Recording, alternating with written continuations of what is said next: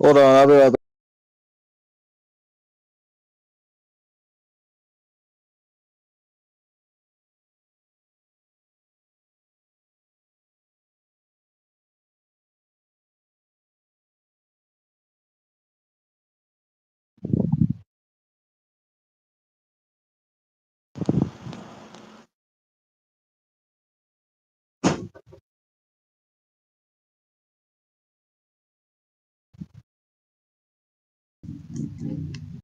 Are you live streaming this on YouTube right now?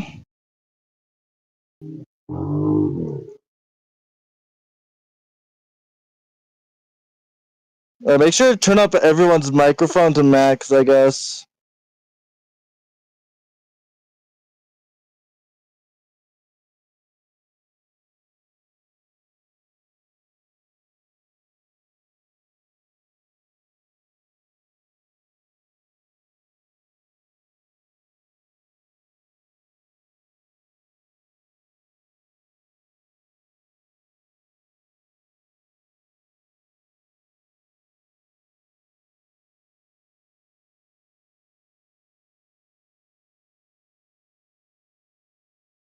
I love how you have this one thread dedicated just to DinoLabs. I love that.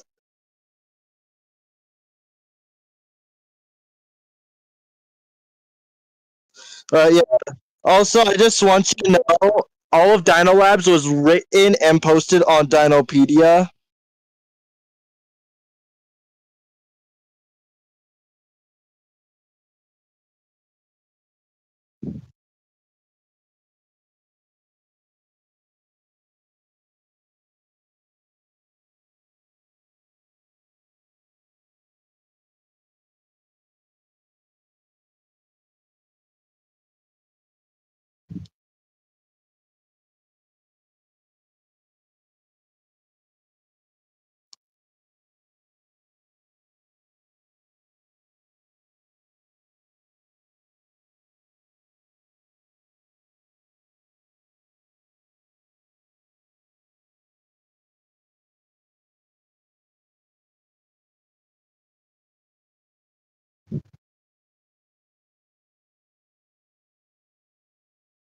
Oh yeah, would you like me to post the full DinoLabs soundtrack as well?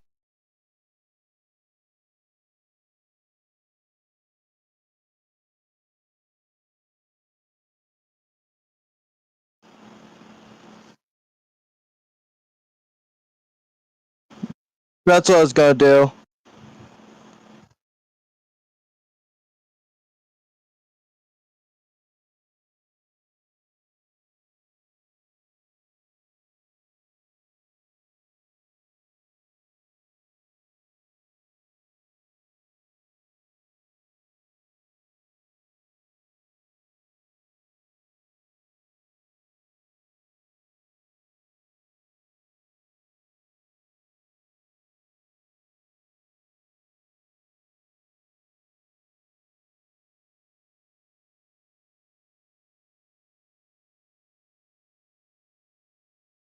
Me, I'm the longest. I'm the longest one because there's so much fucking lore in DinoLabs.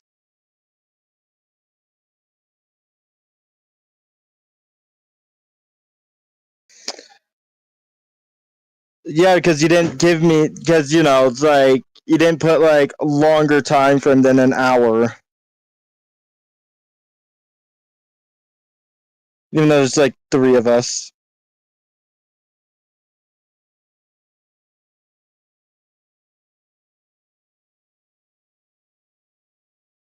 I'm just talking about presenting.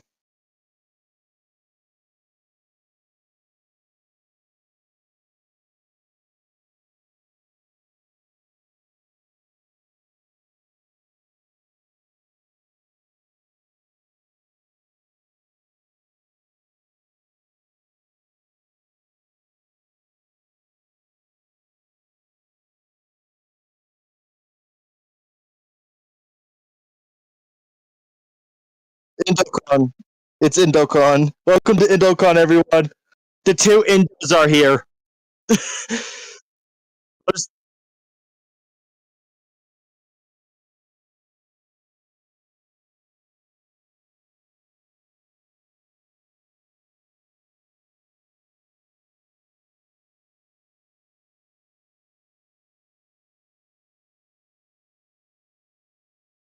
And this one's hosted by the two Indos again.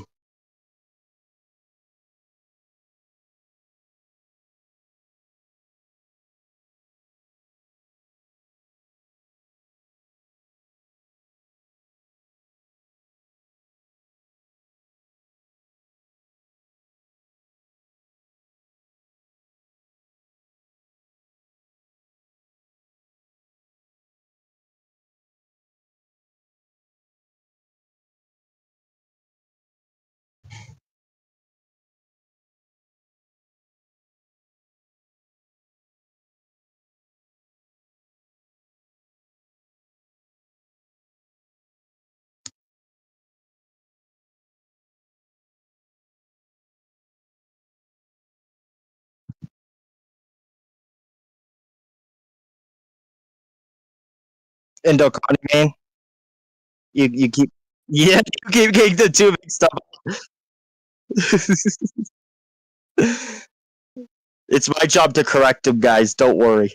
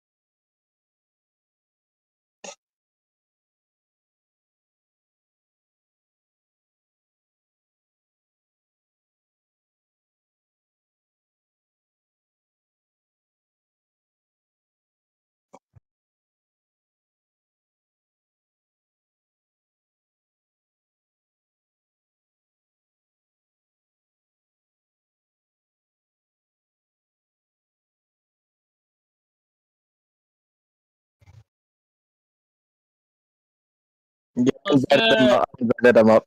Hello, everybody. Shadow here.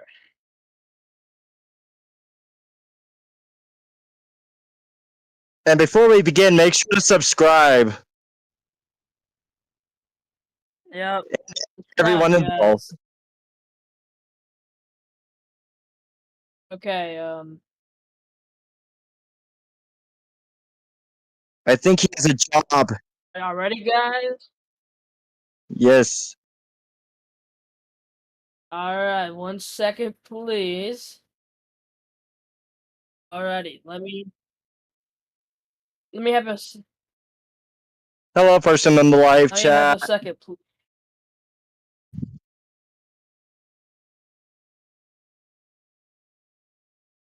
Currently sharing my stream. Yes, we shall. And there we go.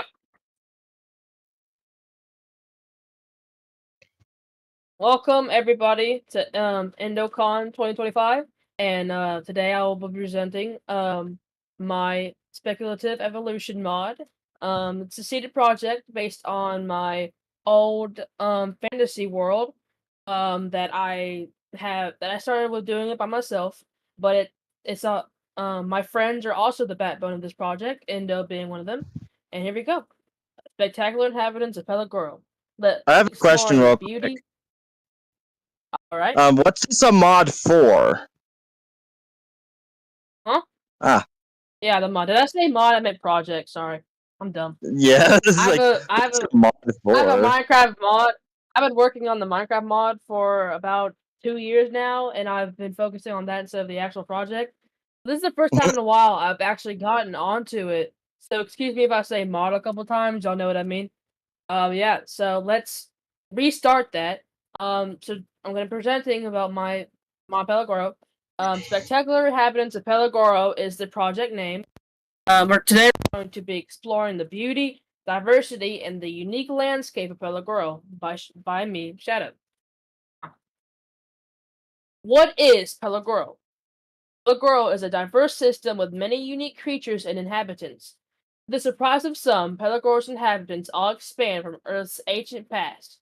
Whether it be dinosaurs, Miocene beasts, or alien-like sea creatures, Peligoro has it all. It all came straight from our home world, Earth. In this seated project, we explore the past and present of this strange globe. Earth people decided to embark on a voyage through the fast-paced, vast oh my god, vast space. Along the way, they found a strange Earth. This Earth was only 95% the size of ours, with much humidity. Even the coldest biome has sandy beaches. It has vast oceans and great islands with powerful nations. Any questions?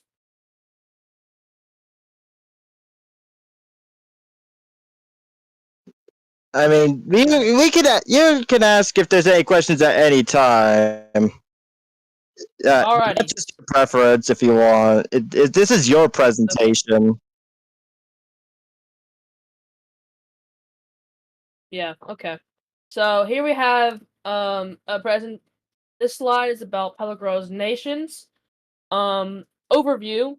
Peligoro is a home to many vast nations, the most powerful of which is the Highlands, a land about the size of America and a population of 500,000. They have a very powerful army but a very strict code. Never mess up. Their rivals, the Magnos, are known as barbarians and live a much messier lifestyle. In the southern hemisphere, there's the city of Sidi, the Egypt of Peligoro. I didn't mark out Infectorn because it's a small town, but it would be over here somewhere. In the Western Hemisphere, there's it will be over here somewhere actually. Um, there is the nation, or more like small city, of Infectorn. These people are known as poor or dirty, but they are actually decent people. So, we can see here, CD. There's Highlands, known for their mountainous areas and forests. And there's Magnos, known for their barbaric ways. And then here's the map, of course. Yeah, cool stuff. The abduction. A wise old question. How did Peligoro begin? The answer is simple but somewhat disappointing. No one knows. It's a question that will reign in our minds for eternity, but we may never find a defined answer. But there is evidence that it came from an extraterrestrial influence, whether it be tech that seems out of place, markings that are inhuman, or tales that have too much proof to back them up to be a legend. There's a strong backbone to this theory that simply can't be ignored. Moving on.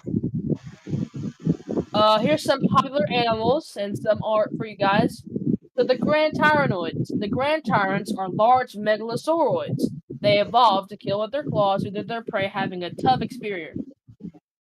Ankylosaurs, sometimes depending on the area, probably those frickin' armadillo guys. I don't remember what they're called. This is the largest and the namesake of the group, the Grand Tyrant. Then we're gonna move on.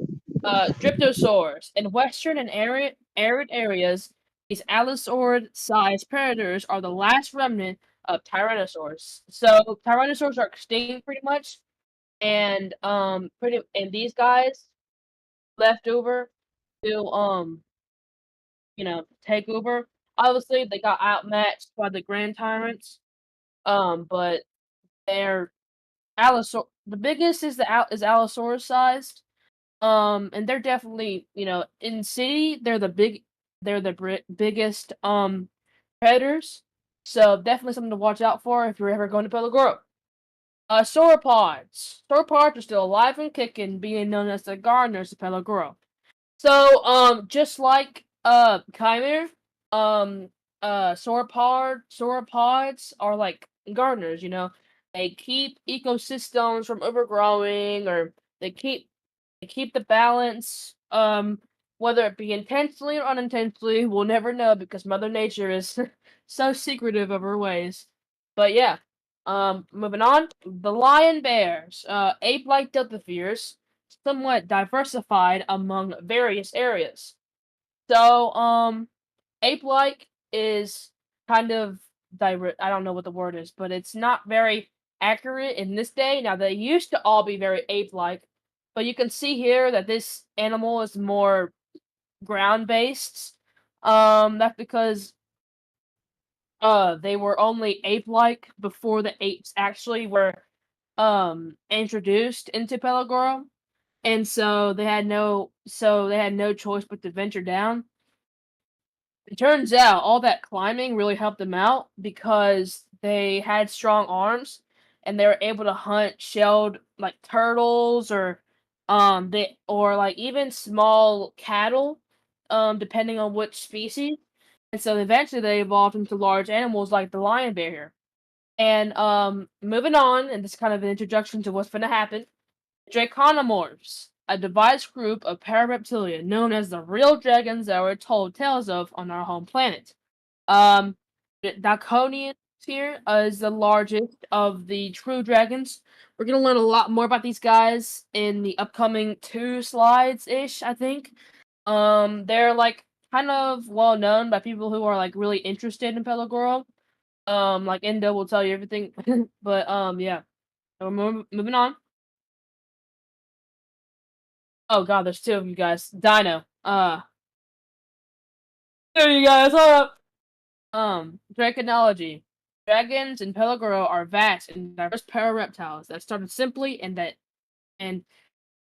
simply and that simplicity developed into a life-saving technique that allowed them to evolve from there. Such that they have such diversity that there's an entire profession behind it. So yeah, um, whenever Earthlings started uh venturing and doing expeditions. Oh, by the way, this isn't a real species. This is like a mythological representation of what dragons are believed to be like in Peligoro. Um, and as you can kind of tell because of the skeleton stuff. Anyways, so yeah, and then they started like being like really interested in these new weird reptiles, and then like how like um paleontology, weird reptiles. I want to learn more about that, so we're gonna make a profession behind it, right? Right. Moving on. So here's the Draconomorph timeline. Made these in a while, so the dates may not be exactly correct. But Dino said it was fine, so it should be was so we have the first ancestor to yeah. But if it's off, it's fine. We know that it's fun. So the first ancestor to learn the ability to spit venom. So going through these, I'm gonna explain a little bit what's behind them.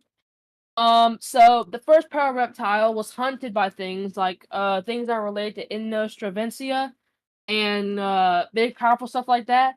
And so they were kind of not specialized in many ways.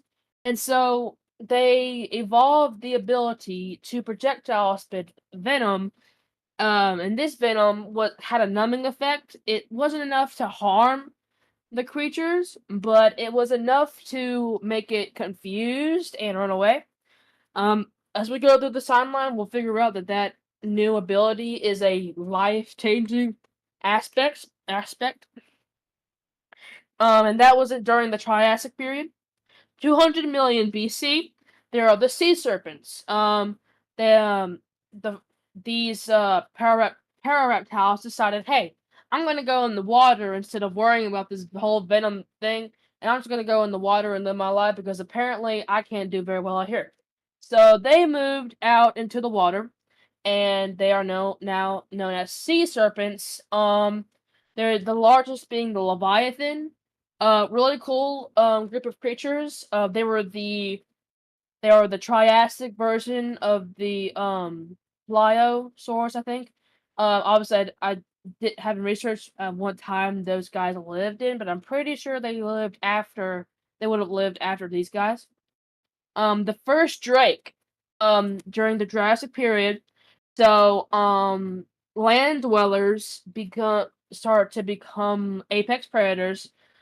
In their arm morphology, they have straight, weirdly bendy arms to help them climb because they have a lot of joints, and they're tree climbers. And they also hunt fast-moving prey, and those strange limbs are going to help them in the future whenever they get this new developed thing that you're gonna see soon. First, true dragons.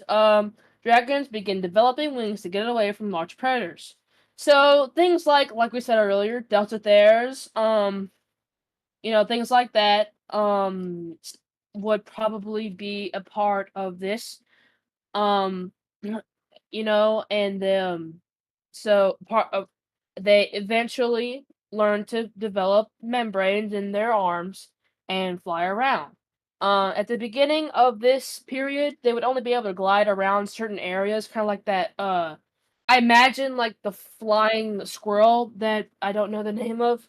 That might be the name, but and so they kind of like, and they also still have their um projectile venom throughout this, that helps them a lot, and it's starting to become more potent, like venom type potent, but not like, obviously still can't kill them, but it's enough to do some damage, skin damage. Dragon hunters, rival predators, the Delphinidae, are hunting dragons more frequently.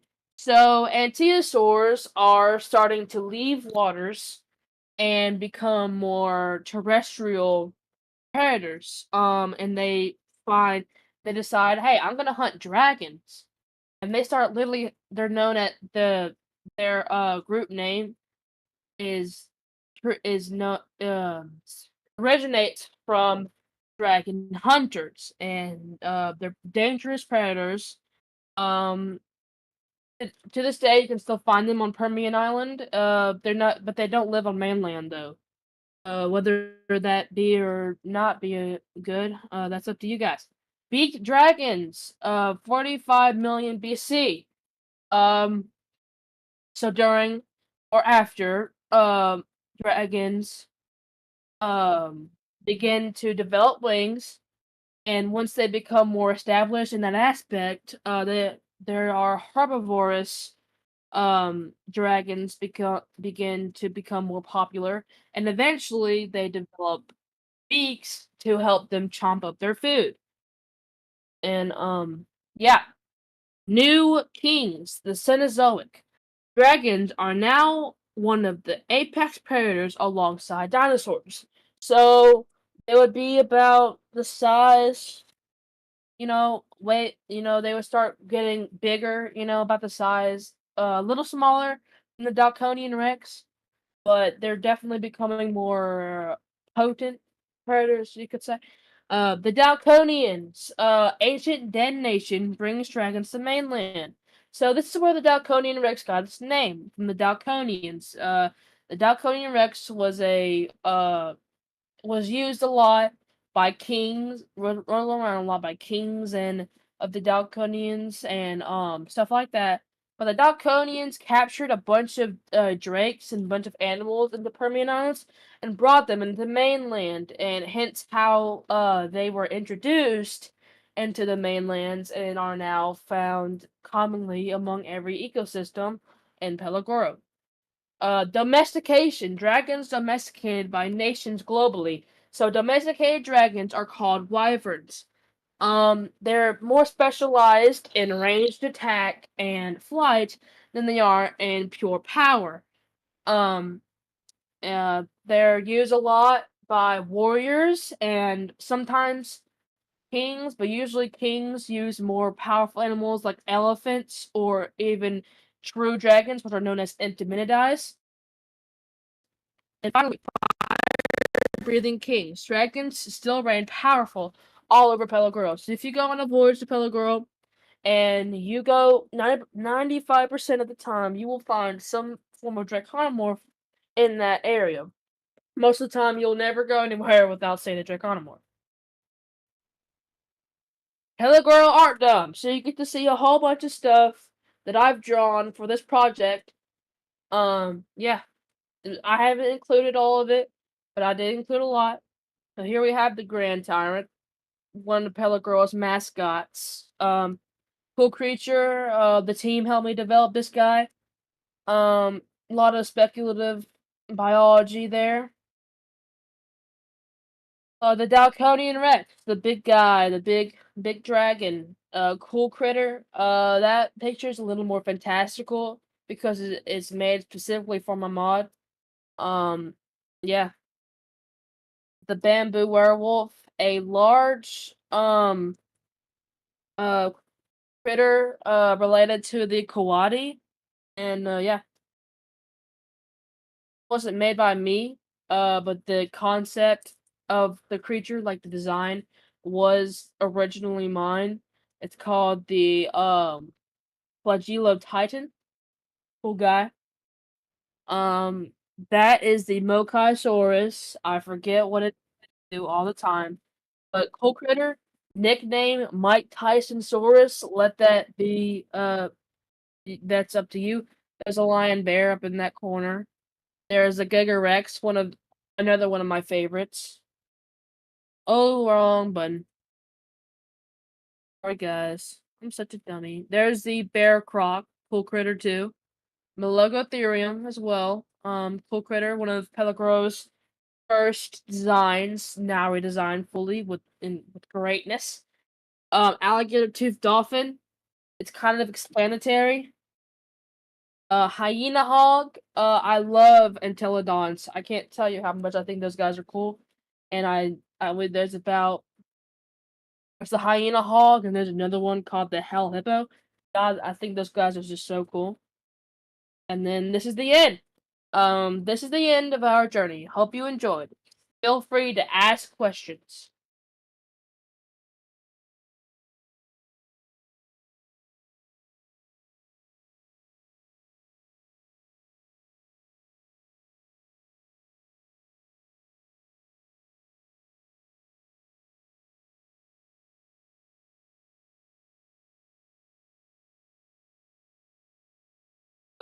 So there is a Spanish word for danger, which is peligro, and I added an O in there. So peligoro comes from the word danger in Spanish.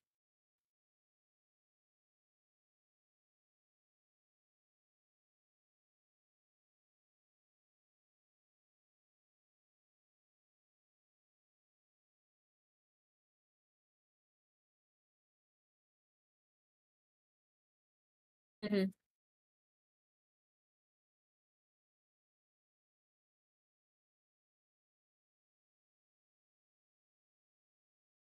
Nice. Okay.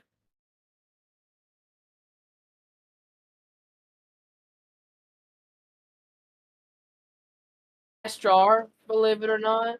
I'm a I'm a fast drawer, believe it or not. Takes me about a week to make a detailed drawing, but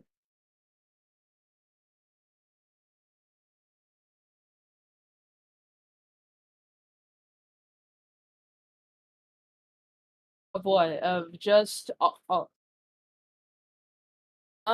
well, I have a hard time sort of understanding clades, but roughly, can I tell you what I think you mean by that? So there's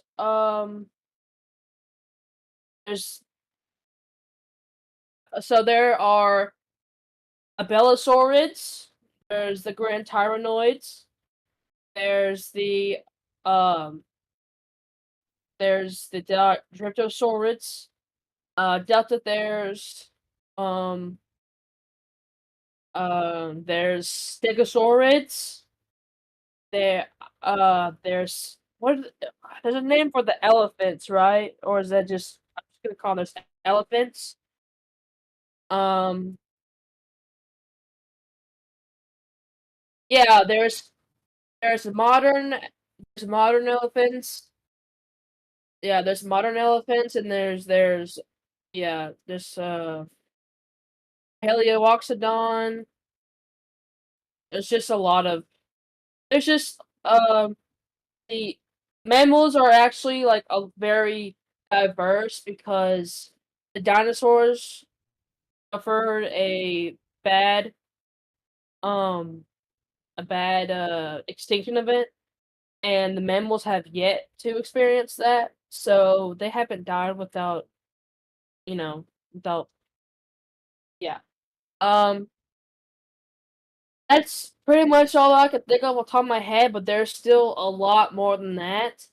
Um, it's kind of hard, because it's the whole world, so I can't really tell you each and every single one, but those are some of the more prominent ones that I could tell you about. Any more questions?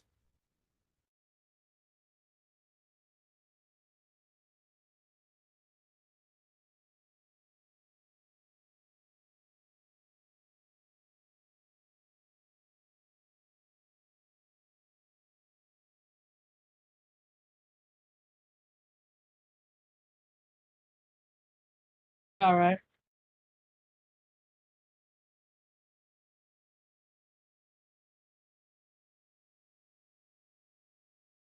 Mhm. Okay, no, they did not evolve right after they got abducted. Just like normal, normal world, they they came into Peligoro, at like our normal animals, and were forced to survive in a new environment wherever they were put, because and the strongest survived and the weakest did not. The first harvest, yeah,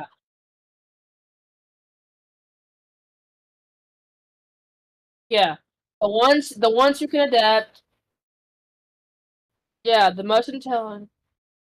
Yeah, that's what I meant by strongest. The strongest brain, the most adaptable.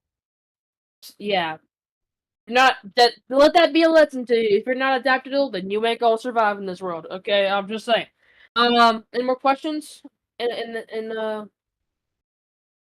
any more questions?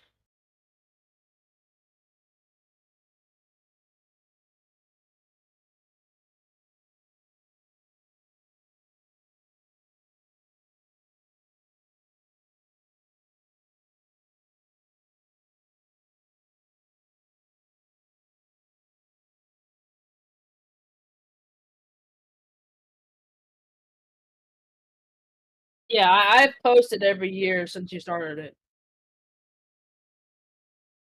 Yeah, thank you guys so much.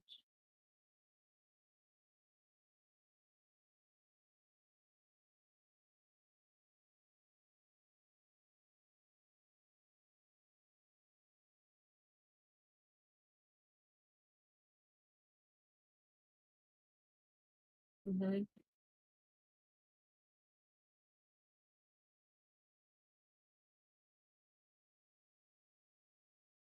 Hmm.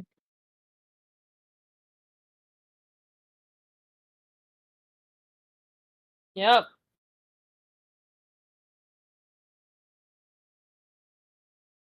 Okay, I'm gonna. All right. Uh, um, my entire thing's like a novel. I just want you guys to know that. But the stuff that's behind it's the lore that I want to kind of discuss, clear up the lore. That's the goal of this.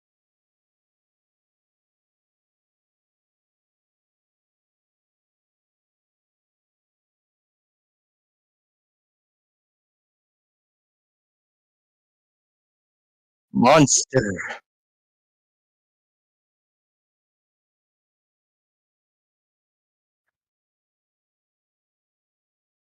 Grand Tyrant, easy. I love the Grand Tyrant. The Grand Tyrannoids came from are some of the most, you can tell in their designs. Yeah, they came from the Megalosaurus. Um but that you can tell that in their design that they came that they came from the bottom of my heart and were one of my most favorite critters to experiment on and draw. And I just love those guys. I also really like Intellidonts. The lion bears are really cool too. I just like love all my critters that I make, and I try and put the bit all my love into each design because the Peligoro is such a cool world to me, and it's my passion project, and it's been my passion project for about 5 years now. And I'm just getting started on it. Like really, truly giving it an upgrade. And I thank you guys for all of the support that you have had on my project and on my dream. This is my dream, guys. Thank you so much for everything for being there.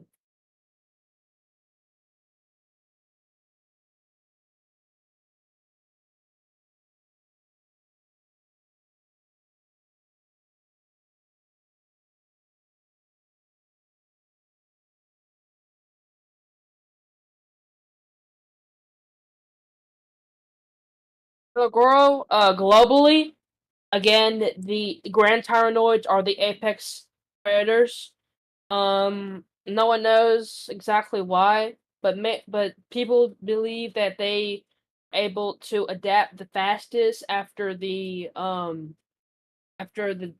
extinction event that wiped larger dinosaurs out, and because of that, they became the apex. They have to like the Grand Tyrant has to face against the Highlandian elephant, which is difficult because that's the relative of the Paleoxodon. But they're strong enough to be able to contend with that animal, so that's gotta give you a ringer. And food web, I don't quite understand know what to tell you in that regard. Yeah. I know yeah. So so globally, uh-huh, right. Globally and animal wise, Grand Tyrant, Grand Tyrannoids eat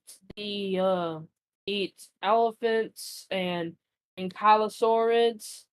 Um, Grand Tyrants, specific the species eat. They like to they hunt sauropods. They're big enough to do that. Um, Things like that. And then next is the um sauropods themselves. I don't really know. I gotta think more on that, honestly. That's an interesting question, but I have no idea what to tell you in that regard. Um, that's an interesting question. I'll definitely remember to put that in next year.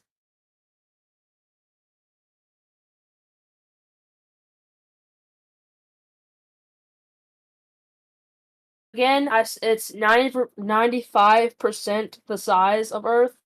It's decently smaller. Um, but yeah, 95% the size. I don't know what to tell you, man.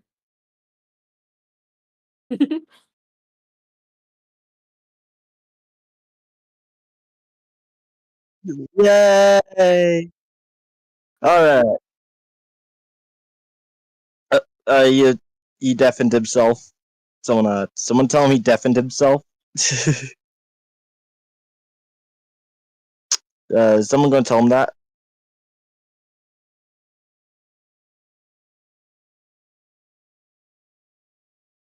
All right.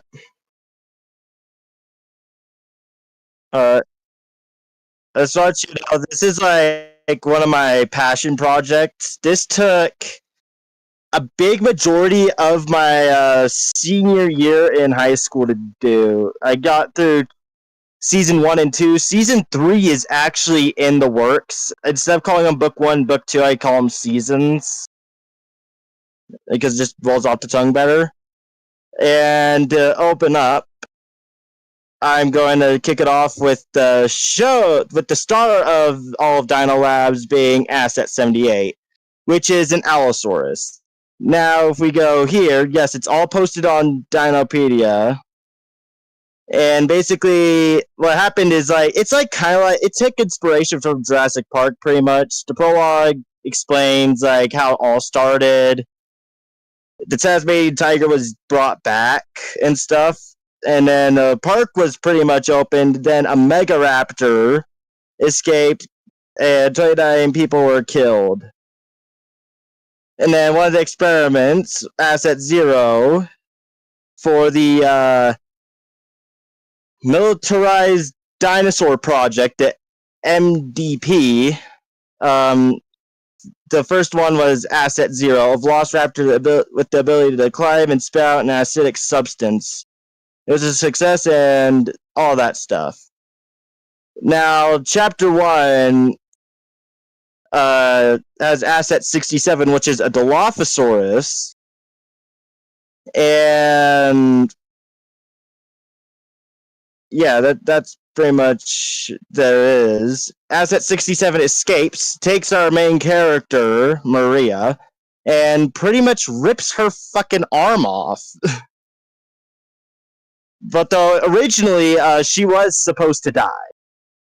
But then it's like, I think I could build up this character a bit more other than just, oh, here you go, have a main character I have a character that just dies.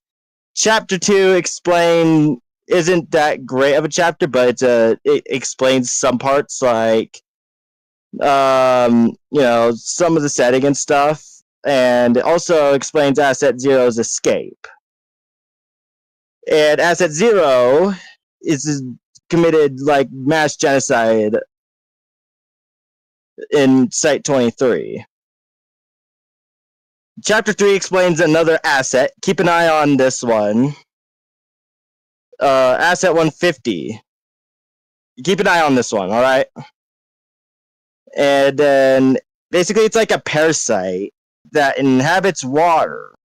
And basically what it does is it will attach itself inside of the host and start morphing its body into like a mix of human and dinosaur. Or whatever prehistoric species. And basically the inspiration for Asset 150-1 was the scrapped concept in one of the Jurassic Park films of the human-dinosaur hybrids. Chapter 4 basically is where the climax kind of starts going up. Asset 78 breaches containment, and the Robosaur prototype was deployed. The Robosaur prototype was then destroyed, and yeah, pretty much that's how that went. Chapter 5 for me was actually like the hardest one to write because I was in a writer's block. I'm like, what would be crazy? What if I just made this happen? So, yeah, that's pretty much all it was that happened here. Asset 150 had escaped containment and infected mass water supplies. And pretty much it's a worldwide problem now. And there's another asset called Asset 100. Keep an eye on this one in particular. This one in particular, you do need to keep an eye on. And yeah, it's basically an entire like thing that goes on here. If you want to read the story, in the server there are links to the whole thing, and I wonder if DinoBoy will put the links to all this stuff in the description of the live stream. Yeah, pretty much. Yeah. Because, like, I don't think they'll be able to read everything as I'm presenting. And now this is part of the story where I start switching point of views. And basically what I'm trying to do here is set up a twist villain that the readers are aware of. But the characters are not.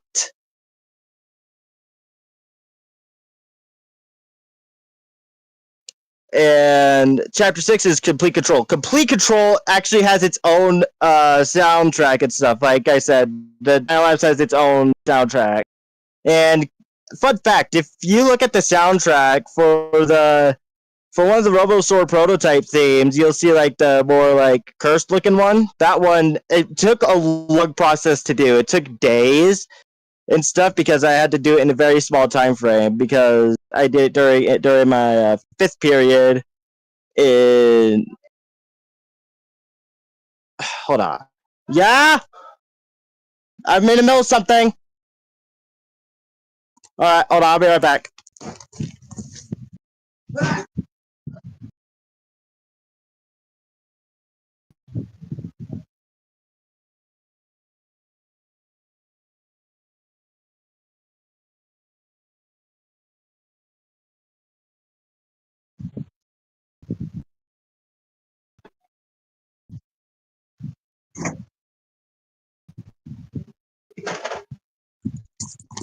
I'm back. What happened while I was gone? But yeah, basically what happened was at the Asset 100 controlled Robosaur prototype went through lots of phases during its artwork. The first phase was it was drawn out and stuff. Like I put multiple colors in. The second phase was putting it into Photoshop, where I blended everything together, trying to make it look hyper realistic. It took a long time to do and pull off, and I'm pretty proud of the damn result. But yeah, basically how this happens is Asset 100 basically how it takes control is through its ability to cough up its own microorganism almost. That's just like a sentient blob of bone and flesh, which when it goes inside of a mech almost thing or whatever, for example the Robosaur prototype, it basically morphs everything into that body into its own.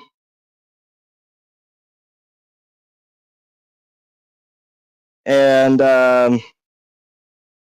yeah, Asset 150-1 in Chapter 6 is pretty much revealed to be able to infect aquatic life and pretty much all life that isn't prehistoric. Meaning, the only thing's immune Asset. Meaning, Asset 78 can drink the water just fine.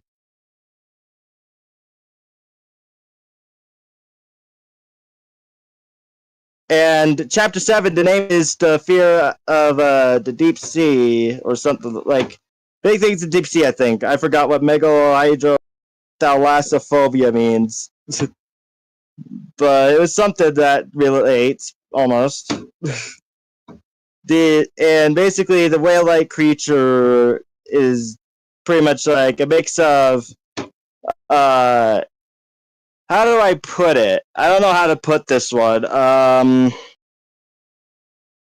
It's like a mix of those it's just Post-Dasuchus. It's like a mix of that and a whale, pretty much. Woo. So I have to get a drink real quick because there's a lot to unpack when it comes to DinoLabs. And I'm not that great at when it comes to scene changes, so forgive me with that one. So, and Asset 100 pretty much knows about Asset Zero's whole genocide, and MK1 is a improved Robosaur unit that was developed after the prototype. And here you can see Asset 100 being a little self-loving.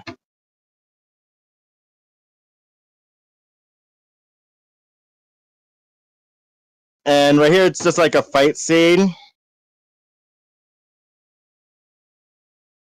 And then the founder talks to Asset 100 through one of the Robosaurs.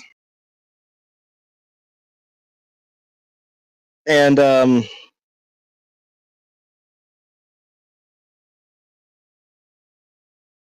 yeah, Asset 78 appears, starts thrashing shit in classic Asset 78 fashion. And Yeah, the Robosaur Assistant. Keep an eye on the Robosaur Assistant. It becomes important later on. Chapter 9. There's like a lot of stuff happening here. And I think it's here. Yeah, the aquatic prototype is another prototype that was used so that then it can for like underwater sites and stuff. In case like a site breaches, it can be quickly neutralized.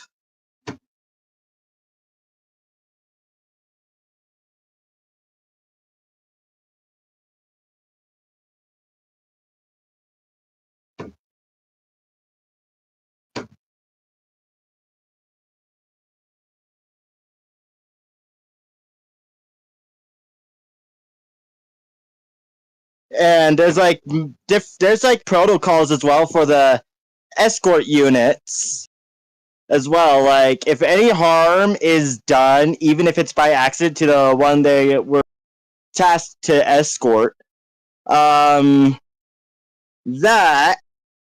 they're supposed to basically like eliminate the threat instantly. And fun fact, the Robosaur escort units are used to escort important people like the president and stuff.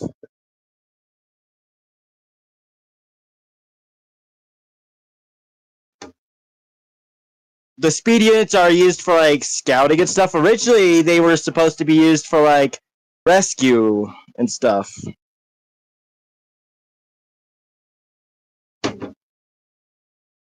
And heavy duty pretty much is just Asset 100 building up its force still.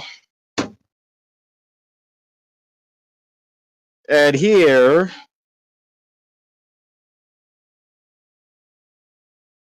this is where the plot point starts to thicken a bit. And it's basically the Robosaur Assistant is supposed to get dismantled, but though it gets away. The POV is where Season 2 begins to like kick off and stuff. Basically, the Robosaur Assistant frees Asset 100 and it goes into the city and it starts taking its place in the city.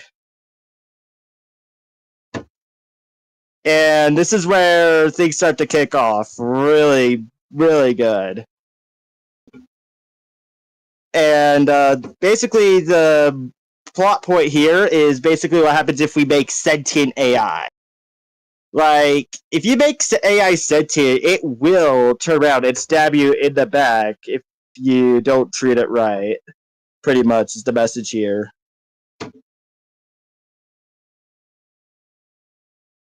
And, yeah, there's all of that. So, yeah, is there any questions about Season 1?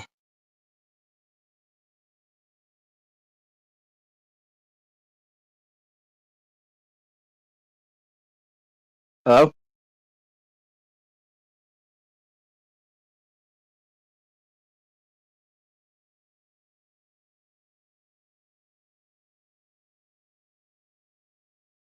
Yeah, yeah. I was just trying to see what was going on. Yeah, is there any? Alright. Yeah, because it's like, is there any questions before I move on to Season 2? Because if anyone needs me to clear anything up right now, it would be like the best time. Yeah, I'm gonna get a quick drink, see if any questions start to roll in and whatnot.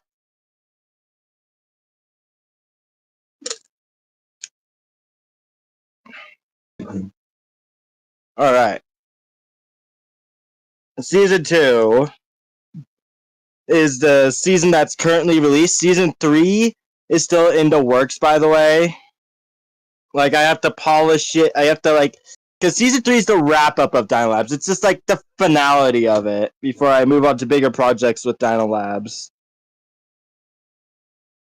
And this is where we're introduced to the CEO of CryoCorp, Mr. X, which is one of my friend's original characters for the DinoLabs series.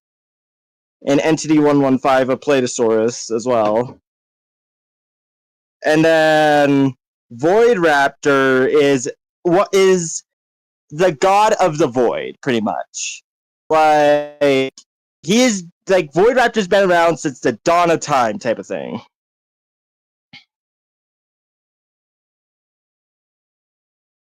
And yeah. Asset 78 isn't too ecstatic about Asset 100 becoming the new apex predator.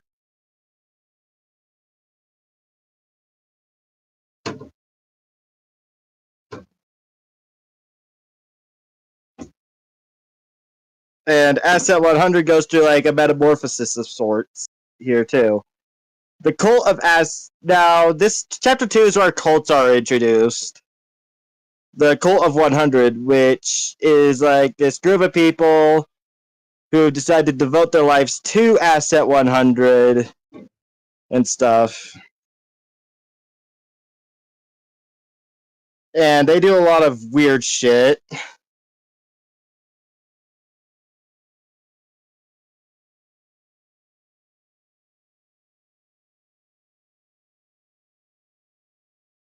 And the VHS tape is where things start getting interesting as well, because more things are introduced as well. And also, I forgot to mention, our founder of DinoLabs here decided to trap the other characters to an extent, I guess you could say. But then it's like, oh, Asset 100's here. Now Asset 100 traps the characters, including the founder. And yeah. And there's all that stuff. And then a green raptor with red distorted eyes appears on the screen. And basically this whole thing is because there used to be like a kids show and stuff where it features a green raptor. And this is where chapter 3 comes in. And the green raptor just does his thing. And the name of the green raptor is R4PT0R, or Entity 40. And while yes, the Raptor C R4PT0R is pretty overpowered here, in his true form he's kind of nerfed and stuff. Because I decided, like, you know, I don't want I want the series to like go on a bit, and not just be like, here, slap slap, done.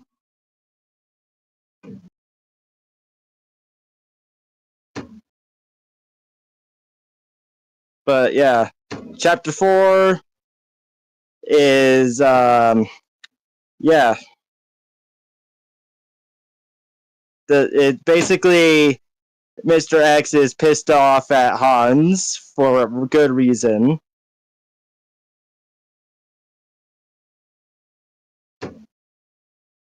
And at the Asset 100 point of view,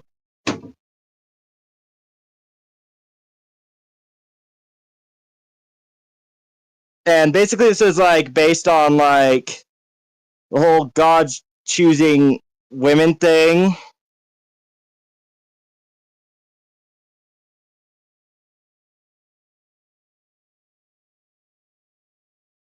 And Asset 100 isn't having any of it, so yeah, there's that.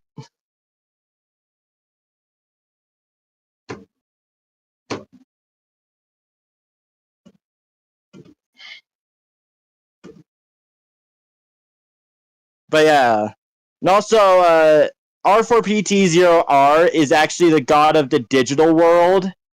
Just wanted to like throw that out there. So yeah, there's 3 gods in this one. One's the god from the creation of mankind, which is Asset 100, and the other 2 were there, pretty much.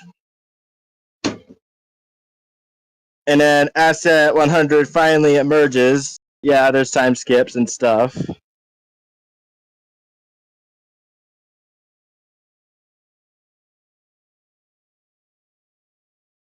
And R4PT0R pretty much watches this whole thing go down. And yeah, pretty much R4PT0R spreads the news. And conveniently, Mr. X had the whole fucking VHS tape thing covered as well. So this put R4PT0R in his true god form. And then chapter 6, the Clash of Gods, is where like pretty much a kaiju fight happens. And as you can see, R4PT0R doesn't really take anything seriously throughout the fight. Throwing buildings at each other and shit.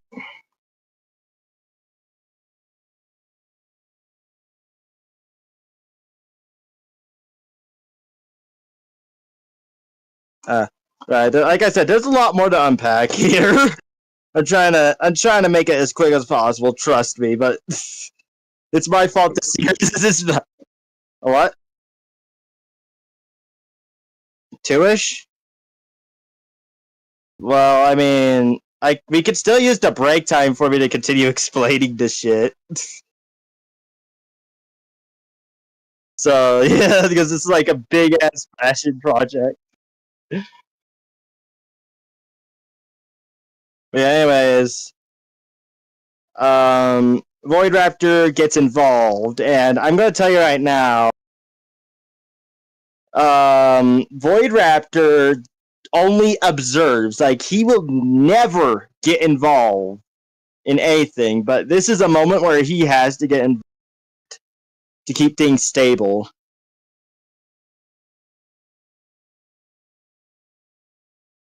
And basically, Asset 100 sends Asset Zero a Velociraptor. Oh fuck, a Velociraptor to fight an Allosaurus that's the size of Saurophaganax. Yeah, that's Asset 78's canonical size, is the size of a Saurophaganax.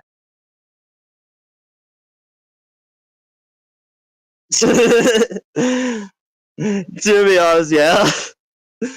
And then Void Raptor. It's still debating right now, I think.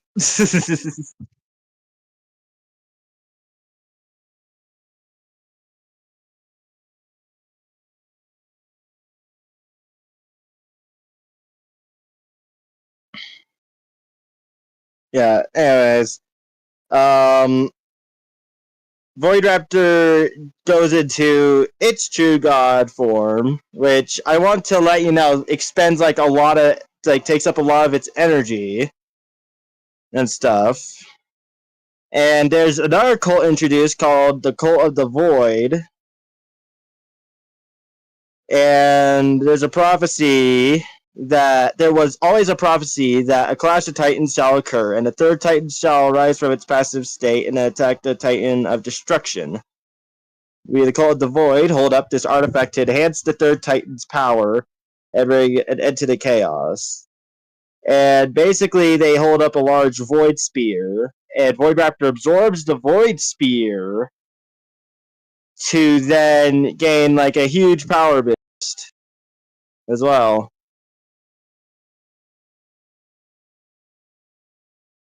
And also, Asset 100 decides to split itself into two, making there be two Asset 100s, one for each.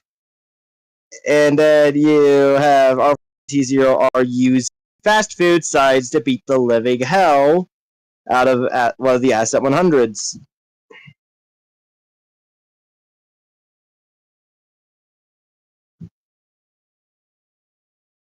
And basically, this fight happens in the Void as well, with Void Raptor and stuff. And pretty much Void Raptor makes the Void consume one of the Asset 100s. And you have R4PT0R rage baiting still. And then the upgraded version of the Robosaur Assistant comes in to join the fight. And then a Void Corrupted Asset 100 calls out the Void, and then starts fighting Void Raptor again. And basically, for R4PT0R, it becomes a 2v1, and all that fun stuff. That's the 70. Oh, fuck, there's a typo! I was locked in a bit. My bad. Ignore that. That's supposed to be Asset 100. And basically what happens is, like, Void Raptor turns his tail into, like, this nuclear warhead, explodes, and since Void Raptor can regenerate itself no matter what, since it's made of void matter, he can just, come out of that unscathed. And then Frederick Sampson, he was originally going to be a character for a DinoLabs game, but I thought it'd be funny just to add him in. And pretty much the little girl who's hiding from her, or what used to be her parents, because they're now Asset 150-1 instances. Yeah, as the Frederick Sampson comes in, kills what was left of her parents, pretty much, basically saving her.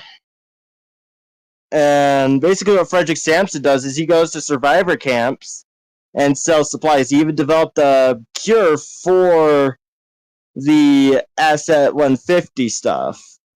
And yes, Frederick Sampson is an Asset 150, but though he still has control over himself.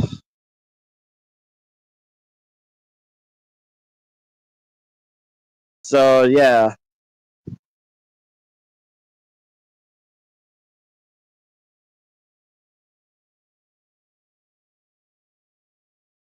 And there's all this stuff. Void Raptor gets hit by a van. This is an ongoing gag in the series, by the way. I just want you to know that.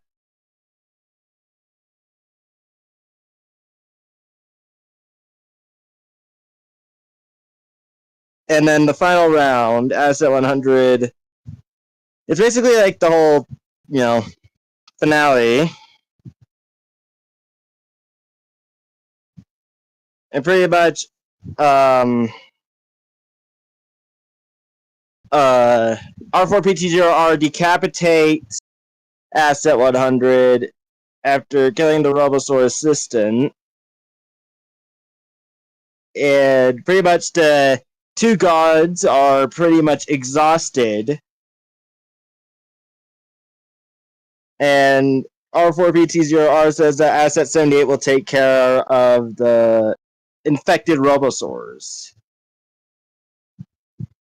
And then Chloe, one of the scientists or engineers, whichever one you want to call her,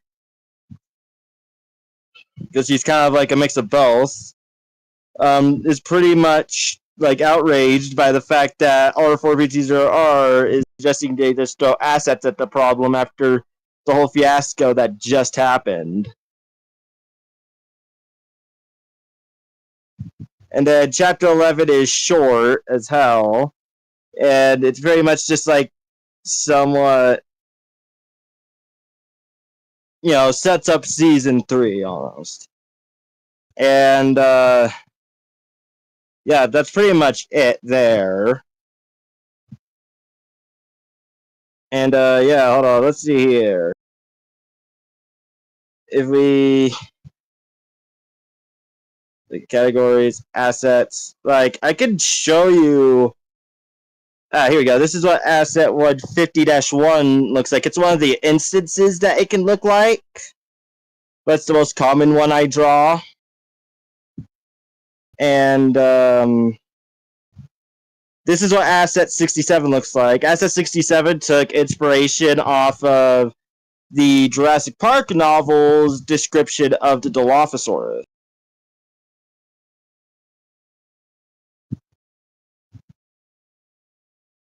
And there's also different classes like harmless, reactive, aggressive, and monster.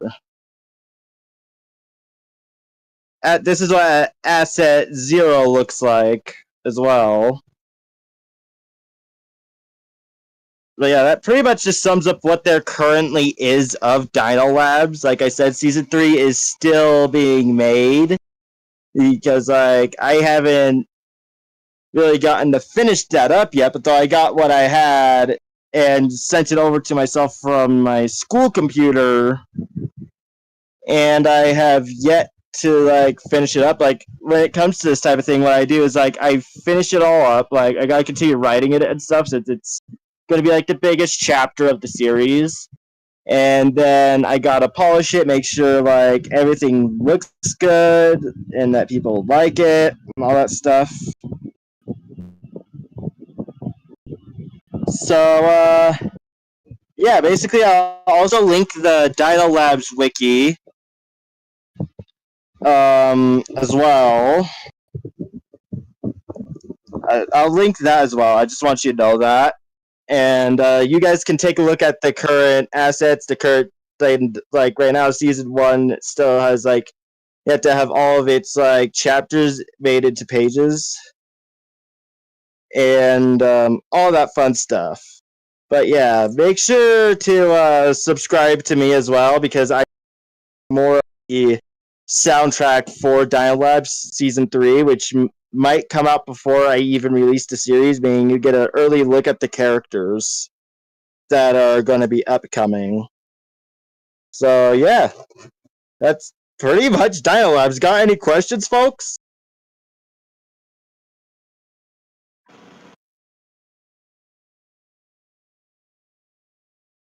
Huh, I must have explained it really well then. Yeah, do you have any questions though?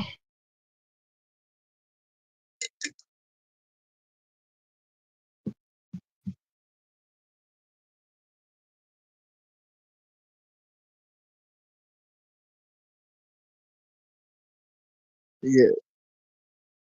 I think it's kind of like yeah, it's kind of like both, honestly. Yeah, I think it's more of a coincidence.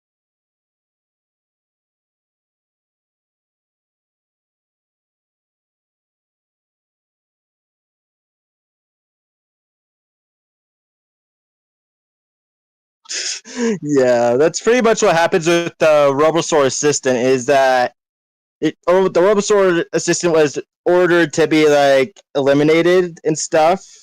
So Robosaur assistant turns around, gives the middle finger, freeze asset 100, and now all hell has been broken loose. But though it's been taken care of by the two gods, the god of the void and the god of the digital realm.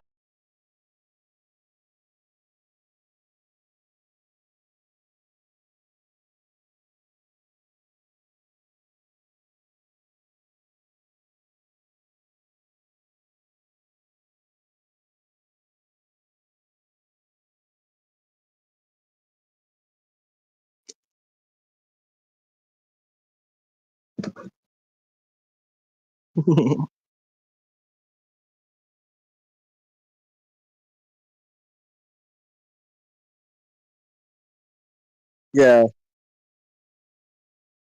Yeah. Also, I might make an overview of DinoLabs on the channel, on my channel and stuff, like somewhat of a detailed overview of it all and stuff.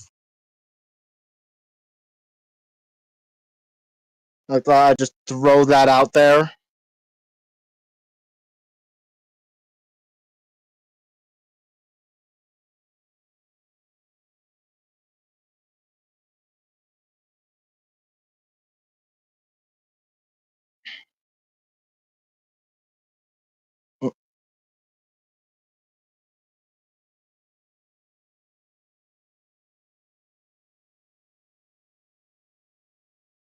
Anyways, I'm gonna yap about future plans for DinoLabs as well, I guess, while we're in break.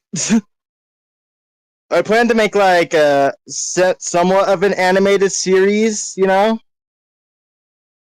When I'm done. This is all going to happen when I'm done with DinoLabs. I also plan on like ah, yeah, and I also mm,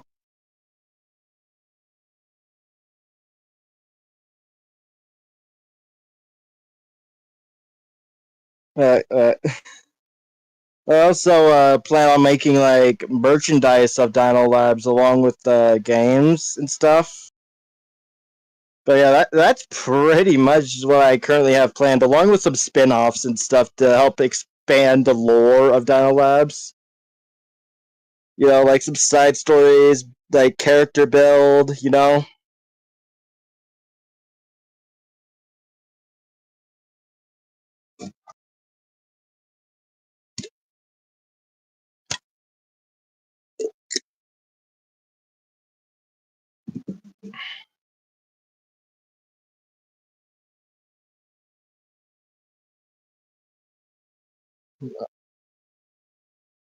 Alright.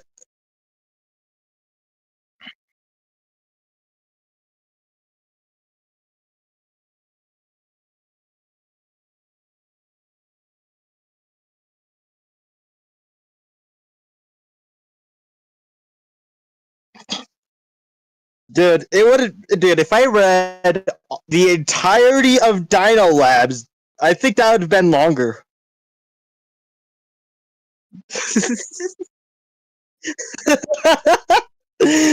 Yeah, uh, because like you said, you said you'd like put the links and stuff so people can read it themselves.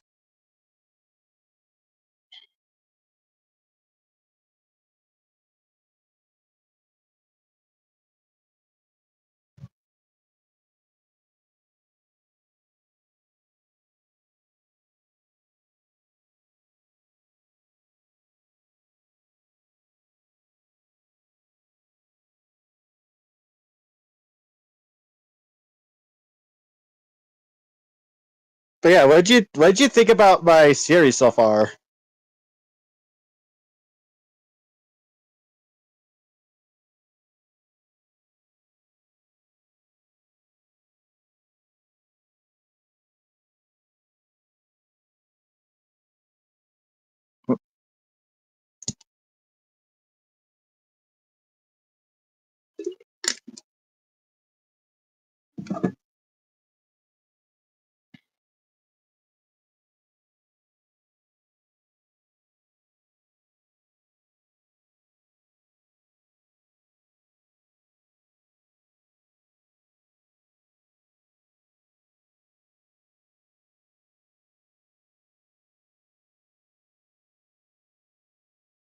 Yeah, you have to like. I swear in my videos because I don't want my shit on YouTube Kids.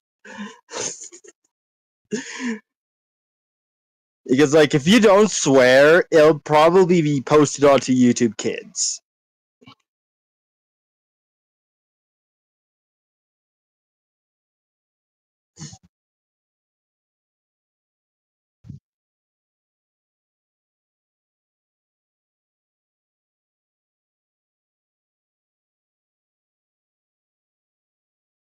Din0boy Studio projects. Why is there an E on there?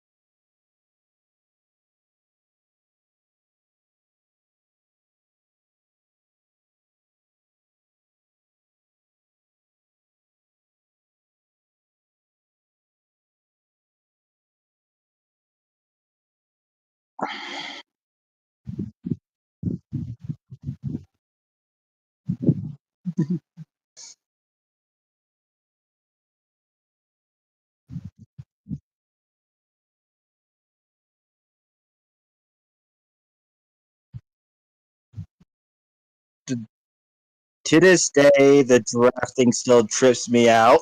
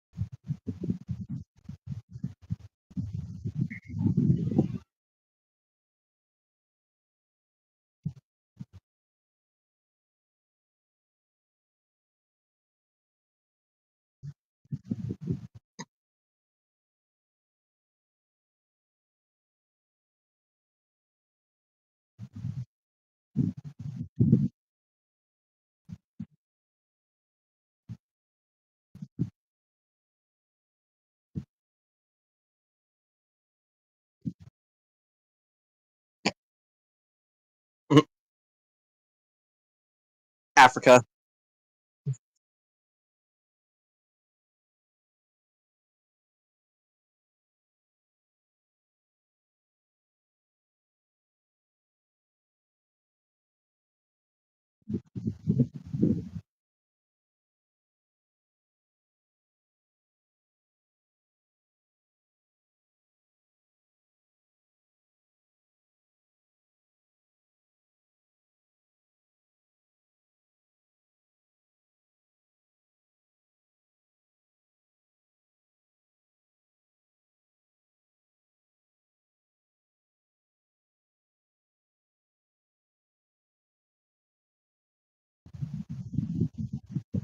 What's the black and yellow one? Tell me what the black and yellow one.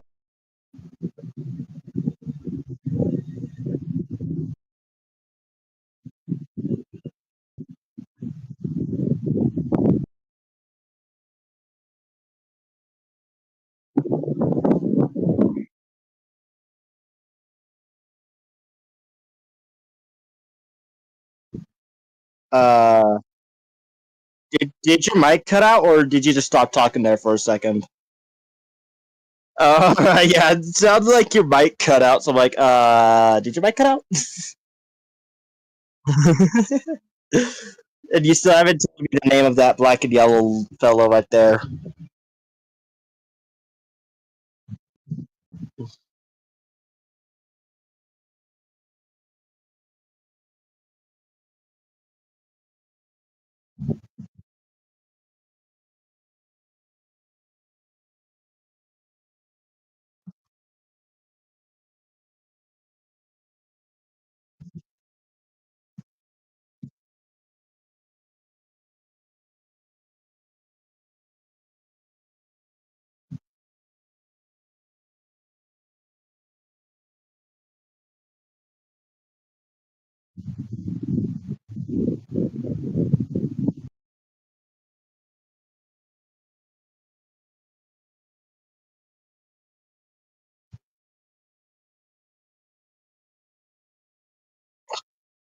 I love the name.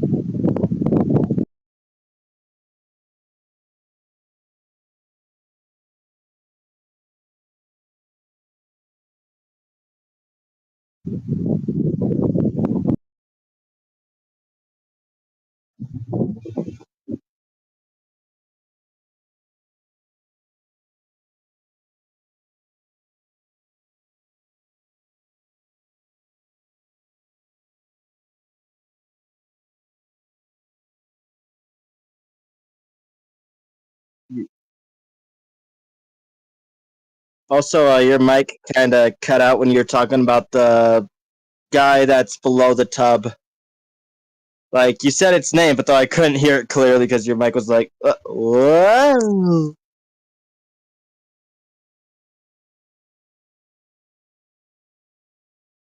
Pentagloon! I stand that little guy.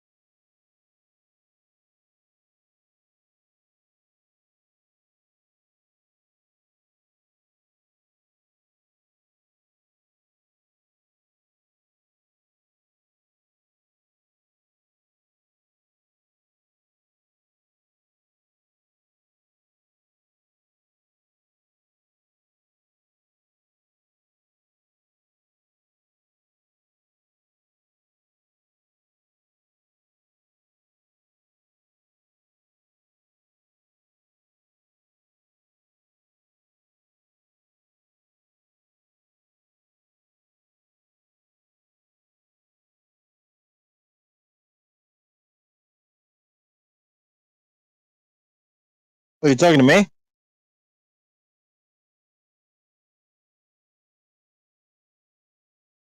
Oh, tell him that he's deafened.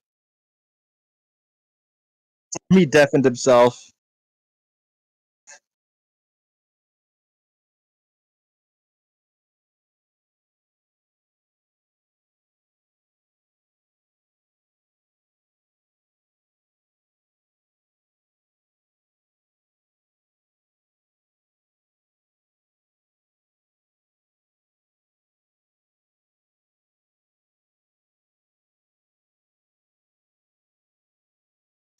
Oh, he's talking about the stream. He's talking about the live stream. That's what he's talking about.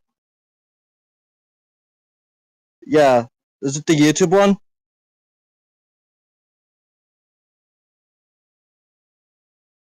Yeah, that's the YouTube one.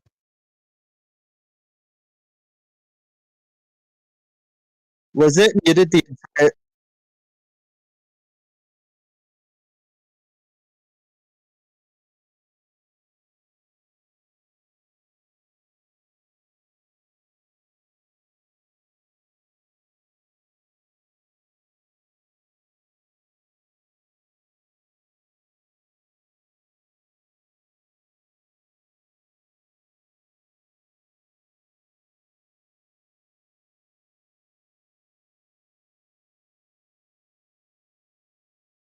I'm just trying to make a quick estimate of how long it was muted.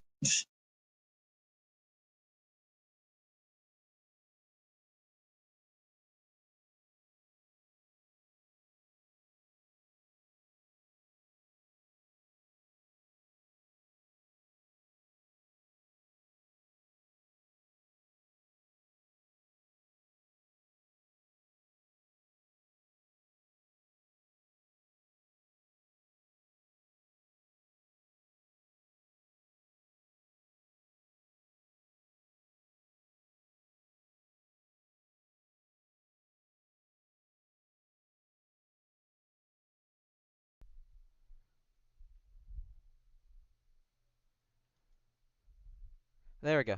Hey, does it work? Can anyone hear me now? I found an issue. So, whoops. What was the issue? My mic, apparently, wasn't. What? Okay, that's weird. My mic wasn't synced on here, and apparently people can't hear me still. I don't no idea what the heck is happening. I am Dude, so confused. OBS is not helping. Oh, okay. Okay, good. just tell It me just takes what a you while. want me to. It's gonna take a while, that's all. Okay then. Okay, Alright, so yeah, yeah. If Arita, you want, to if things. simplify what's happening in Arita, asteroid impact was lessened because asteroid was smaller and hit South Pacific.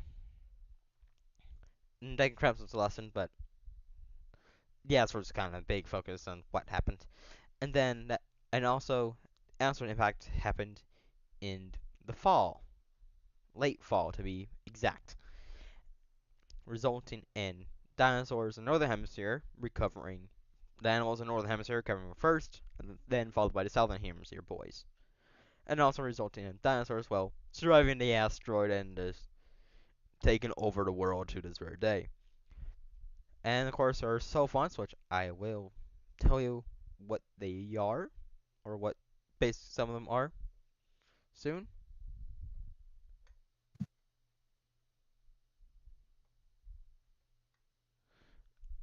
And with that, trying to think here. Okay, I and yeah, basically, constant how the modern day map, just to simplify. India is isolated. Same with South America. North America collides with Eurasia and touches the North Pole. And then Africa also collides into Eurasia, and Zealandia is larger. And also, the present day is in a new glacial maximum, aka new ice age.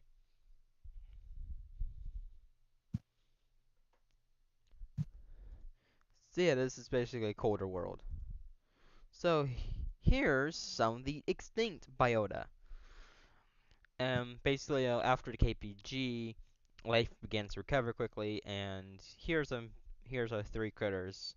First off, we have Terminal Microraptor anquitas, which is a species of small Microraptorian dromaeosaur that is tangled in Project lore, one of the survivors of the KPG and the ancestors of almost every single Cenozoic Microraptorian. They can all trace their ancestry back to this little guy. And this other one is also from Hell Creek. And I think it's based off of the the fragmentary Hell Creek Microraptorian, which I think is only known from teeth and claws. And Rognathenia, if it is a Microraptorian. Who knows what it is. And then the second one is an Eocene Aponectosaur, one of the ancestors of one of Arita's modern clades of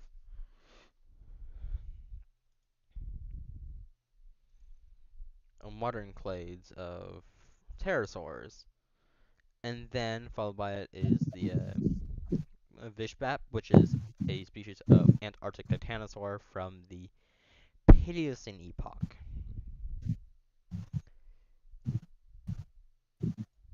And then moving on, we have some of our modern critters, modern day stuff, which I already told you how tectonics are, and biota is very unique compared to our timeline. We have the Barosaur, which is a species of triconodont from the Indian continent, and it's one of the continent's apex predators. Then, below that the image of that, we have the Gabimaganasso, a species of small Philippine tyrannosaur from a lineage of Alaramans that are tiny compared to other tyrannosaurs and developed and converged upon a sigil claw like what dromaeosaurs have. And then to the right of the Gabimaganasso, we have the Ironmaw, a species of small hadrosaur that is Australia's only surviving modern hadrosaur, as hadrosaurs in Australia in this timeline. They have entered there via Antarctica and South America, and they had their own radiation until the Grand Coupe, where when after that they begin to decrease in numbers. Ah, damn it. And then we have the Sophonts, which Arita has their own sapient critters, and 5 genera total. The two species shown here, the Samoar, a species of South American nosaur that are one of the more advanced, technologically speaking, Sophonts. And then we have the Sculpti below that, which is a species of Micropterian from the northern hemisphere, but they first evolved in the North American continent, and then expanded across the northern hemisphere a bit after. And Sculpties also are one of the modern Narita's major quote-unquote mid-sized predators because of their intelligence and their adaptability to a variety of different climates, as you can see with the two different ethnicities, or three ethnicities. We have the Great Plains ethnicity, the main big one you see, alongside the portraits of the Arctic ethnicity and the Sundaland ethnicity. Skulking in general are also, if you can't tell from my profile pic, my profile pic is indeed a Skulk And there's other Sophons too, like there's Métis, which are Huscaraptorine dromaeosaurs from Sundaland, but they have expanded to Australia, India, and in Zealandia and Oceania, as well as different parts of Asia, other parts of Asia, I should say. And then we have Sophont Eantothorines from Africa, and then expanded into Europe and India. And then we have the Muses, which are Sophont the Scalesaurs from they first evolved alongside the Sculpti. In fact, they are in evolutionary arms race against each other, and they also share the same range as the Sculpti. So we have two Sophons that are pretty much in an arms race. The Salmar, which are potentially imperialists and expanding their territory, alongside the Anthortings, or the bird Sophons. And then we have the Métis, which are pacifists and just want to explore and such.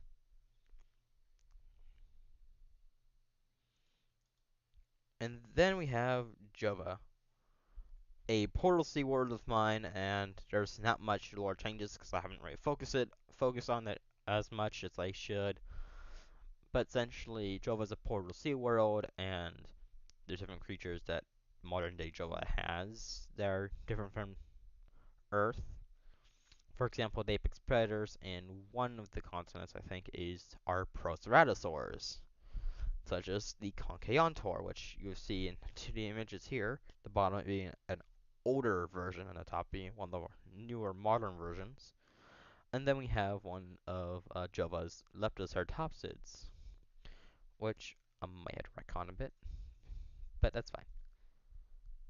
And then here's the biota of this Portal Sea world, which in the top left image we have the common lizardfolk, one of Jova's Sophons, which are basal sauropodomorphs belonging to a unique lineage of sauropodomorphs called the Carnophags, which leaned into the more carnivorous route. And then we have the Conchaeontor in the top right image. Again, giant Proceratosaur from the more colder climates. On the bottom right, we have the Cuenta quagen, a species of Diplodocid from the isolated landmass of Salsano. And then in the bottom left image, we have a selection of extinct animals, three dinosaurs, including Hydrochirus, species of a semi-aquatic plesiosaur, then Sornictus, a species of fossorial and quadrupedal heterodontosaur, Prodrakon, a species of dragon, which dragons and Javas are Heraeosaurs, and then we have Saurolecta, a species of secondarily terrestrial ichthyosaur, and the ancestor of a lineage of ichthyosaurs that have died out after Jova's most recent mass extinction event around 17 or so million years ago. Next one is Life on Azure, an alien planet project that I'm currently revising right now, as you can see with these artworks. And Mingto font is Gibbies, which are first of all an island environment called of Mapland, and then they expanded elsewhere. And then also in Azure, it's in an Ice Age, third worst one within the last 500 or so million years and such, alongside many others. In general, Azure is currently in the works of being revised and reworked. So Azure will be finished hopefully sometime. Don't know exactly when, but it will be finished soon, hopefully. And then we have my more traditional-ish normal sea world called Hopia, the paradise of lizards and birds. Essentially, it's a sea world of the that has doesn't actually have one frog, two lizards, and two birds. Has several more seeded species now, including several, I think, maybe one species of amphibian, but few different species of lizards, including tegus, an iguana, and a monitor lizard. I think there may be more. Alongside, on the bird avian side, we also have ducks and sparrows, and I feel like there's something else I forgot about, but yeah. And this is the new map from last year. I actually made a better map, and it looks 10 times better. And this is the map world of Hupia, right? When it was terraformed, essentially. Like after it was terraformed, and over several thousand years, as you can tell with all the river drainage and such. I am planning to eventually make a whole biomap and such soon. I need to get to do that, but other projects in the way. And then we have one project which I am hopefully going to go back to working on, Wild Future. A Future's Wild revision or retelling, essentially. I haven't gotten much done with this project recently, besides working on a squib sketch of a new look of the Gannet whale, which I say looks 10 times better than the current design we have for this project. After that, we have one of our newer Indoverse projects, the Hollow World Files, an analog horror series that pretty much is inspired by modern today's politics, but also with a more realistic attempt at working on a Hollow Earth. As you can tell, the Hollow Earth is a series of large caverns underneath our planet's cratons, which host life from the prehistoric days, essentially. And the first season, which I'm currently working on, takes place in Oregon and has some issues with the critters coming from the North American Hollow Earth, especially when it relates to pterosaurs, mainly certain Adstarchid that you see in the image on the top right corner from the first canon post of the project. And if you can look at it, you can kind of see the two Adstarchids of a certain variety or so soaring overhead. I'm currently working on some other stuff, like I'm currently working on the designs of these Adstarchids alongside some stuff for a future post. But I won't work on much more posts right now, but soon I will work on more posts and try to get more of that lore done. And then after that, we have the Magiverse. Finally, we're outside the Indoverse. And the Magiverse is essentially a more magical version of the Indoverse, and there's not much recent development in there, sadly. I've been focusing a lot on the Indiverse lately. Hopefully, I'll focus more on the Magiverse sometime soon, but I don't know when. But essentially, there aren't much changes in last year. We have Xenovia, the magical Earth, essentially. Dinosaur Fantasy World, nothing much self-explanatory, really. And then we have Helheim, which is, I think, Helheim is basically the world Saturn and has the moon of machines. Titan, which Titan in this world is in this universe is different. It's actually hosts life, including the Geckazillas by Geckazilla, alongside one of the critters from the moon of machines, which are basically machines that are becoming life.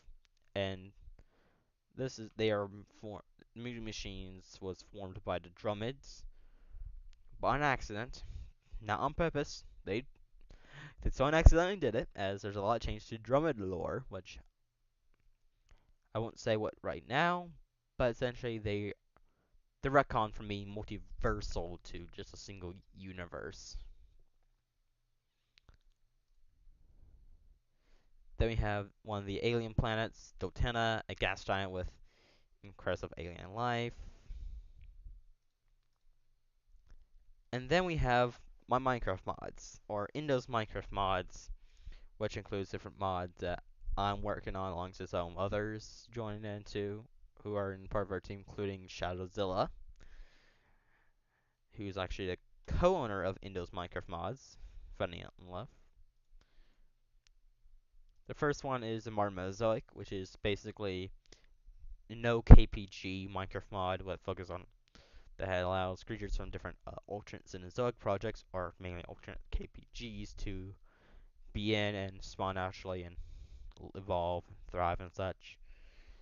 The icon of this mod is a Clune, and this is our official logo. Like, that's the logo we're going to be posting on CurseForge when this mod is out.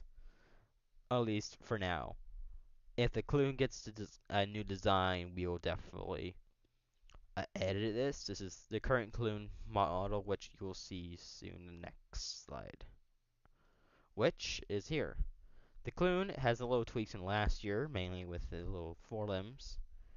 And there's another wimp creature too, the DinoLabs, which I am going to have to remake the whole model because I lost the original model.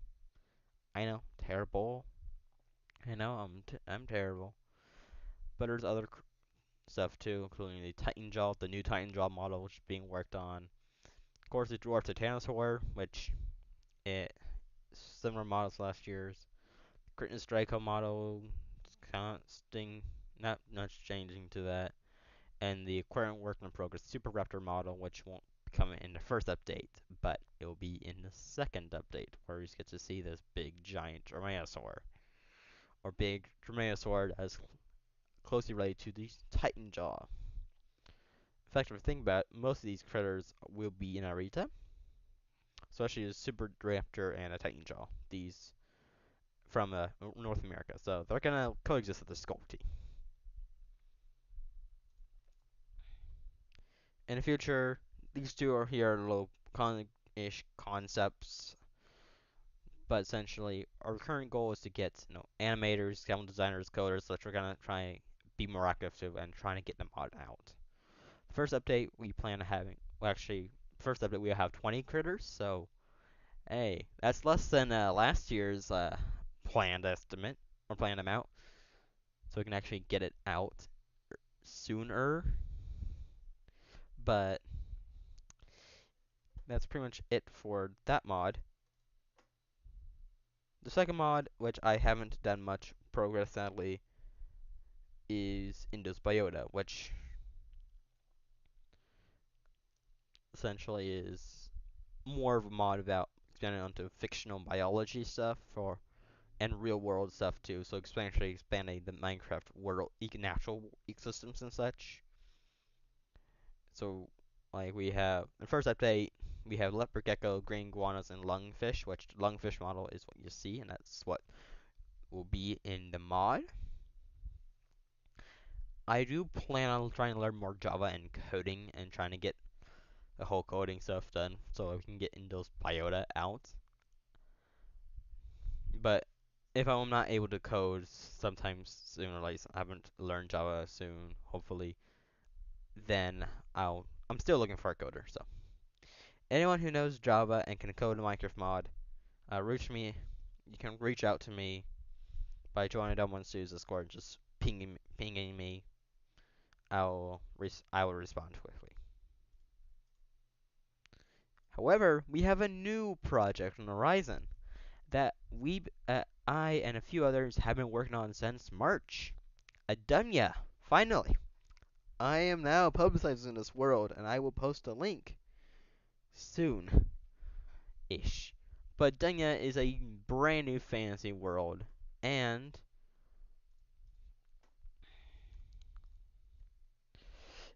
it has 6 Sophons. 2 of them are basically humans. Just one likes trees, and the other doesn't. And the other is, well, Homo sapiens. Self-explanatory. But so, Dunya also has other Sophons too, including I think Mastodon Sophont, if I remember correctly, alongside Kikikoki, which is the Sophont Therizinosaur, as you see in the like the bottom center image. Alongside a Kikikoki, we have an aquatic Sophont, if I remember correctly. Don't remember much on what it is.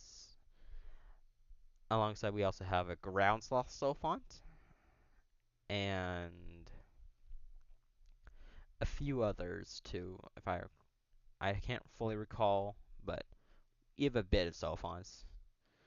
And then they have different critters here too, including Monstergnathus titanus, a mesosaur that has a cosmopolitan range. So basically, a sea reptile that is found across the world. And then we have the false pond lilac, a species of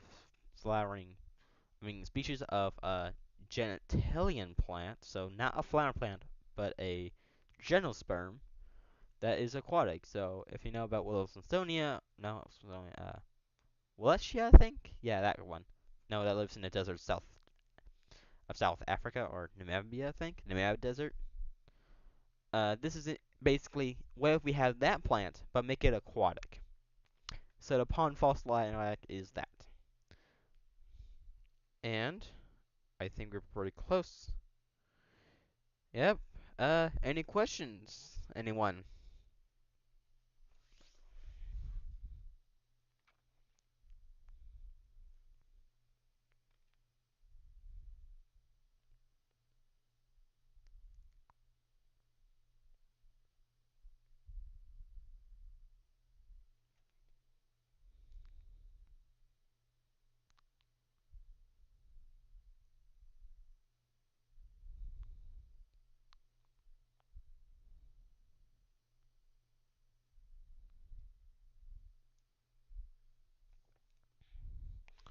So far, I'm looking for any questions anyone has.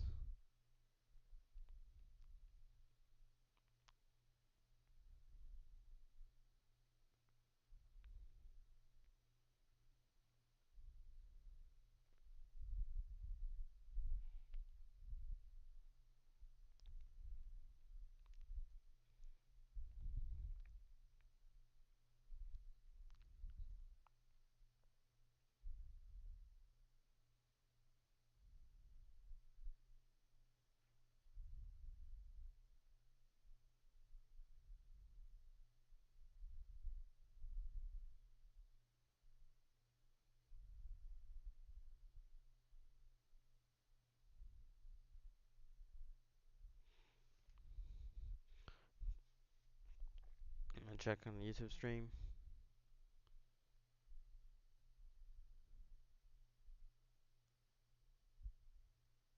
Modern Mesozoic, it's essentially it's based it started based off of my own alternate KPG projects, like a Returning Dinosaurs Revised. However, I'm also allowing it to be more of a collaboration-ish or crossover, essentially, of other alternate KPG projects. Like, there's one creature that I'm working on, a certain upcoming Titanosaur, hint hint, that is from another project, but I have it planned to be from this mod. So that's more of a side on the crossover part side of that mod. Essentially, the mod is just like has its own lore, but like other creatures from other projects can technically, wind in with their lore into modern Mesozoic's lore. So it's mainly based off my spec projects, though I am 100% fine and actually will prove if anyone wants to have any of their any spec creators from their own projects in there in a modern Mesozoic as well.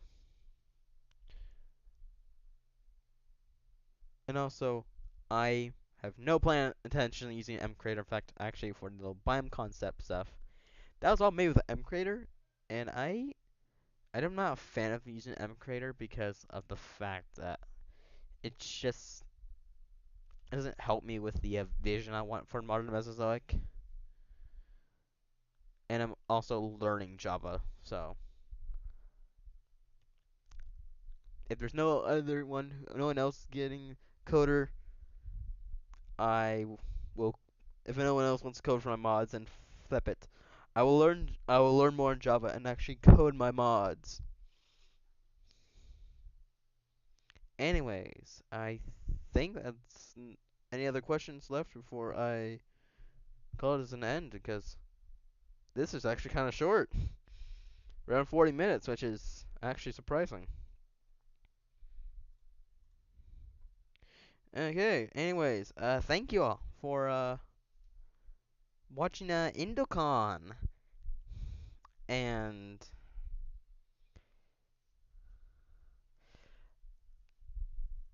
true, this honestly wasn't our best, but I would say we have improved in quality-ish since last year, somewhat. We had a technical difficulty which no one pointed out until Shadowzilla did it. So thank you to Shadow for pointing that out. And just a reminder, support. You can support me on Patreon. I am very much grateful if you do that, because I'm a busy person with no life, being annoying as fuck. And also, like, and also with a lot of projects, like, I don't have like a lot.